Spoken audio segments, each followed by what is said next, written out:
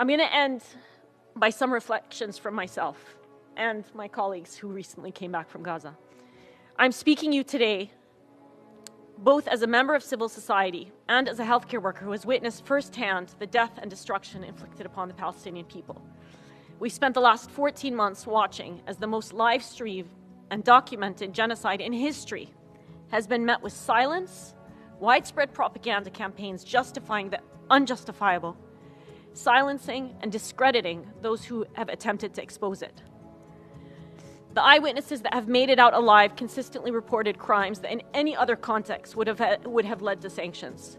But here, after 14 months of the most grave breaches of humanitarian law, gross violations of human rights, barbaric war crimes, it is met with impotence by individuals, countries, and the very institution represented by this building.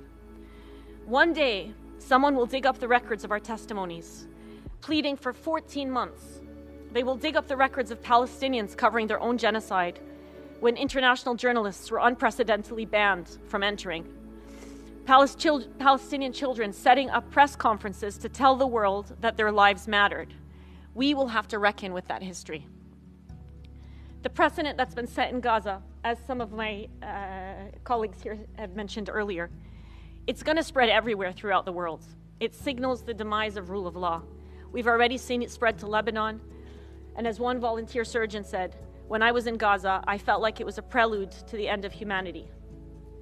If solidarity with your fellow humans is not enough of a reason to act, think about how this is going to spill over. This should be frightening for everyone.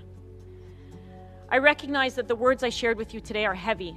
But these words pale in comparison to the reality experienced by Palestinians for over 400 days and 76 years before that.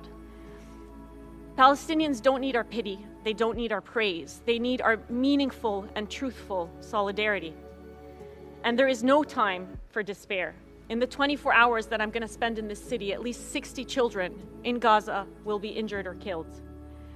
I recognize that many of you here, by virtue of being here today, are already convinced of the need to act. It takes courage to fight a corrupted system, a system that gives disproportionate to countries with terrible records of global violence. Today, as all of us sit here in the comfort of safety, Dr. Hussam Abu Safiya is in Kamal Adwan Hospital, just discharged from the intensive care unit after he was injured by an Israeli strike. His son was killed not long ago. His 2 daughters are injured.